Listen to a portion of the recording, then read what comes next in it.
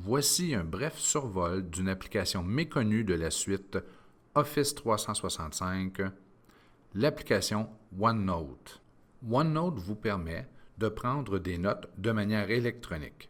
Contrairement à PowerPoint qui est utilisé pour faire des présentations et à Word qui est utilisé pour produire des documents papier, OneNote a pour objectif d'être utilisé de manière électronique. Pour accéder à l'application, c'est simple, à partir de la page d'accueil, vous n'avez qu'à cliquer sur la tuile OneNote.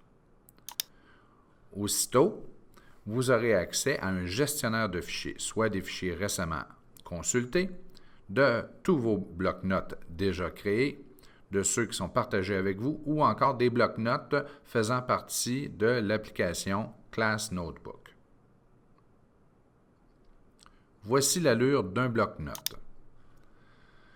Vous avez ici l'espèce de hamburger que vous pouvez cliquer et en ouvrant cette section, vous verrez toutes les sections faisant partie de votre bloc-notes ainsi que toutes les pages faisant partie de chacune des sections.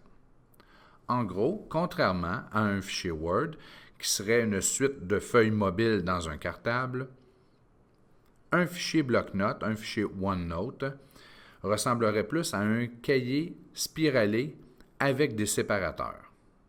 Dans vos fichiers OneNote, vous pouvez ajouter facilement du contenu multimédia, qu'il s'agisse de tableaux, d'images, de pièces jointes, de commentaires audio ou encore d'autocollants. Vous pouvez agrémenter la présentation très facilement. Il y a aussi des outils interactifs, par exemple, les cases à cocher.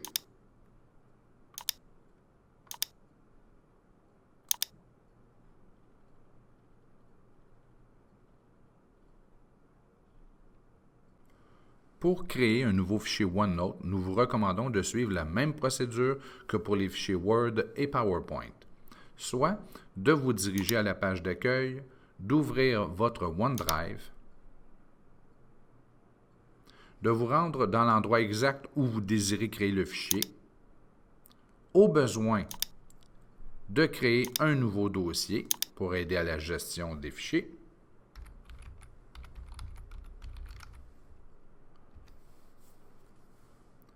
d'entrer dans celui-ci et ensuite de créer votre nouveau bloc-notes.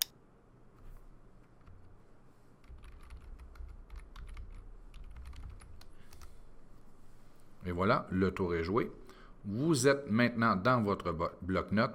Il ne vous reste qu'à le personnaliser. Un bloc-notes peut être particulièrement efficace pour un élève qui désire prendre des notes de cours. Donc, on ajoute plusieurs pages pour le cours actuel, mais il est très facile d'ajouter, exemple, pour une deuxième rencontre, donc, période 2, période 3, et ainsi de suite. Et à chacune des périodes, il y aura les pages, chacune des pages ou chacun des modules pour ces périodes. Même chose pour un professionnel qui produit les procès-verbaux d'un conseil d'établissement, pour une secrétaire qui fait un travail sur plusieurs chapitres, pour un enseignant qui veut diviser ses périodes ou encore diviser des notes de cours par projet. Donc, c'est très facile. Et dans le projet X, vous pourriez avoir introduction, objectif, et ainsi de suite. Vous pouvez séparer votre information.